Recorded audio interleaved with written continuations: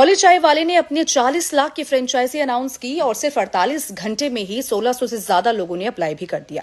पर ये तो वही डॉली चाय वाला है जो कुछ साल पहले तक सिर्फ नागपुर में सनग्लासेस और गोल्ड चैन पहनकर फुल टशन के साथ चाय बेचता था। कल तक जो मीम्स बनते थे, आज बिजनेस मॉडल वो बन चुका है। पर भैया, डॉली वायरल तब बना जब बिल गेट्स ने उसकी चाय पी और वीडियो इंटरनेट पर वायरल हो गया। और वायरल होने के बाद डॉली ने सिर्फ कंटेंट नहीं बनाया बल्कि कॉन्फिडेंस भी बिल्ड किया और फिर एक प्लानिंग, एक फुल फ्रेंचाइजी सिस्टम बनाई जिसमें कार्ड से लेकर फ्लैगशिप कैफे तक सब इंक्लूड था।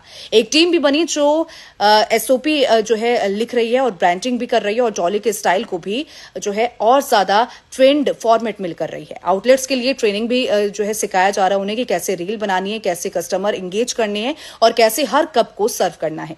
एक लड़का जिसको सिर्फ लोग वायरल क्लिप समझ रहे थे कि आज ये वायरल है, कल ये वायरल नहीं होगा, लेकिन आज वो उसकी आइडेंटिटी बिजनेस बन चुकी है।